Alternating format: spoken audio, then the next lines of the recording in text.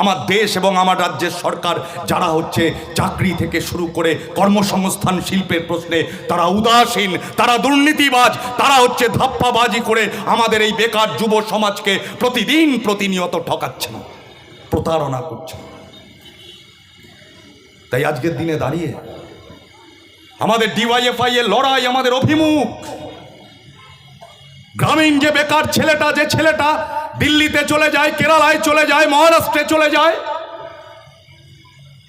যে মমতা ব্যানার্জি পশ্চিমবঙ্গের বুকে 2011 সালে দাঁড়িয়ে বলেছিল 2 লক্ষ বেকারের চাকরি প্রতি বছর দেব, আর যে নরেন্দ্র মোদী বলেছিল আচ্ছে দিনের স্বপ্ন দেখিয়ে আচ্ছে দিনের ফেরিওয়ালা, যিনি বলেছিলেন বছরে 2 কোটি বেকারের চাকরি আছে আমার ঝুলিতে, আসলে আমাদেরকে ঠকিয়েছিল যারা, তাদেরকে আমরাও একদিন ঠেকাবো, একদিন থেকে শেখাবো যে এ রাজ্যের যুব সমাজ, এ রাজ্যের দেশের যে যুব সমাজ তারা হচ্ছে ঠকতে জানে না, তারা আপনাকে একদিন থেকে শিক্ষা দেবে, তার জন্য আপনারা প্রস্তুত হন।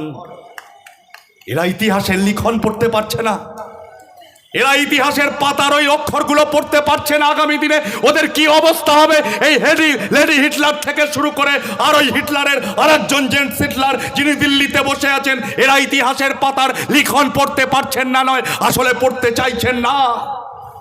আর তার জন্য 1 বছর ধরে যে টানা কৃষক আন্দোলন দিল্লিতে চলেছিল, পুলিশ দিয়ে সেনা দিয়ে শুরু করে এমনভাবে ওই আন্দোলনকে ব্যর্থ করার জন্য চাপ সৃষ্টি করেছিল। কিন্তু এটা ভগৎ সিং এর মাটি, এদেশের মাটিতে আশফাকুল্লাহরা জন্মেছিল, যারা স্বপ্ন দেখিয়েছিল জান কুরবান করে হলেও স্বপ্নকে ছিনিয়ে আনতে হবে।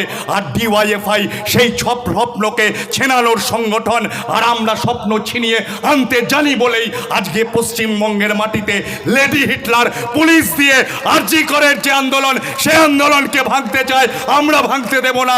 হাজার হাজার কলতান তৈরি হবে, কলতানকে থামানো যাবে না। একটা কলতানকে জেলে পুড়ে হাজার লক্ষের কলতানকে ওরা যারা অস্বীকার করতে চায় তাদেরকে ইতিহাসের লিখন আমরা পড়িয়ে ছাড়বই।